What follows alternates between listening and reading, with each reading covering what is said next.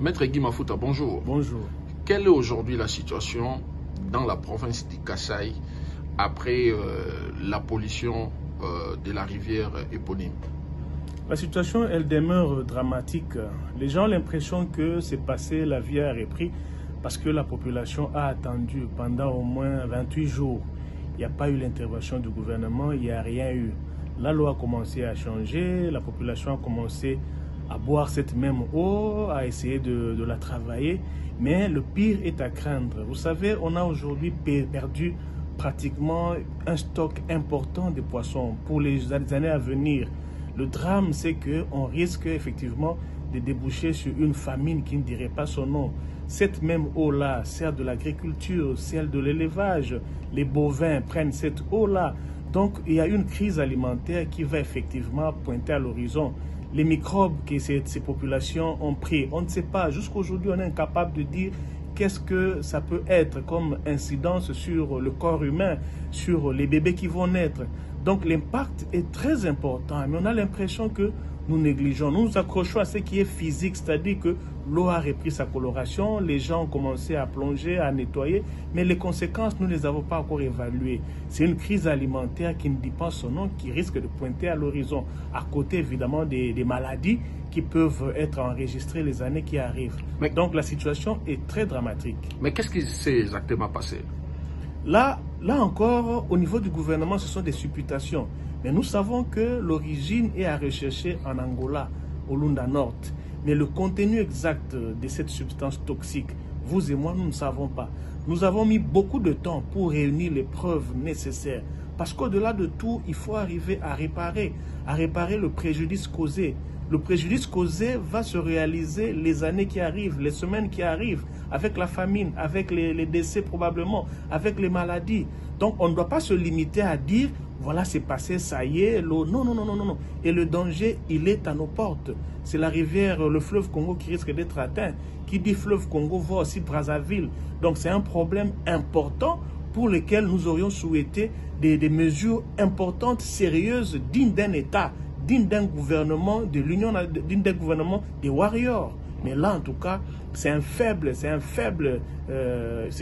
réaction du gouvernement, tardive et même, je ne dirais pas inutile, mais assez tardive quand même. Mais est-ce que sur place, les autorités ont-elles trouvé des solutions palliatives en attendant que les enquêtes en cours, en attendant les résultats de tout ce qui est mené au niveau du gouvernement pour en déterminer le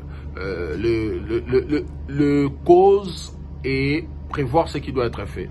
Il n'y a aucune solution palliative menée par le gouvernement, ni par les autorités provinciales, en dehors des seules restrictions à la population de ne pas s'approcher de l'eau, de ne pas boire cette eau, en dehors des décisions du conseil d'administration d'initier une mission humanitaire.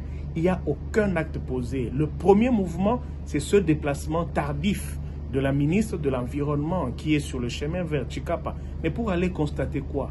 Le drame est là, les conséquences sont là. Il faut vite penser à la réparation. D'abord, soigner l'eau. Soigner l'eau, c'est de grosses responsabilités, c'est des grosses dépenses. Il faut arriver à soigner l'eau de sorte que cette eau-là retrouve sa vivacité, retrouve ses énergies, retrouve ses potentialités d'antan pour permettre à cette population qui ne vit que de cette eau-là d'être en sécurité. Donc à ce jour, il n'y a rien eu et ce qui nous a amené à exprimer notre désolation, notre désarroi vis-à-vis de ce que je peux qualifier comme étant une indifférence vis-à-vis d'une partie de notre pays. Le Kasaï n'a pas un autre gouvernement. Il n'a que le gouvernement Samalukombe. Les Kasaïens n'ont que ce gouvernement-là. Donc ce n'est pas un gouvernement d'une partie donnée de la République. Non, nous sommes tous Congolais. Nous devons bénéficier du même engouement, de la même chaleur et affection, de la même attention et responsabilité de notre seul gouvernement que nous avons. On n'a pas un autre gouvernement. Qu'est-ce qui expliquerait selon vous ce que vous décriez comme indifférence? C'est une série de questionnements que je me pose, même pas à celui-ci. J'ai posé des problèmes sérieux. Vous avez tout l'espace Kasaï qui ne bénéficie pas des structures spécialisées des mines. Il n'y a pas de CEAC, il n'y a pas de cadastre minier, il n'y a rien. Une province, un espace aussi minières. Il n'y a rien, excepté en Mbuji-Mayi où on m'a dit qu'il y avait le CAC, mais il n'y a rien. Donc le Kasaï, en réalité, je ne sais pas, on est quand même assez déçus. On est déçus.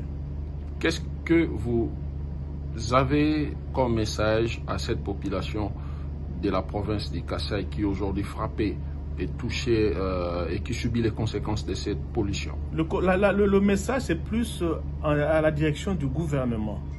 Il faudrait qu'on prenne au sérieux cette question. Il faudrait que l'on considère que le même effort, les mêmes moyens qu'on met en jeu pour secourir d'autres parties du territoire national doivent également être mis en jeu pour le Kasaï. Pas que le Kasaï, pour le Bandundu, pour l'Ouest, pour le Sud, pour le Nord. Toutes ces provinces méritent au fait l'attention du gouvernement.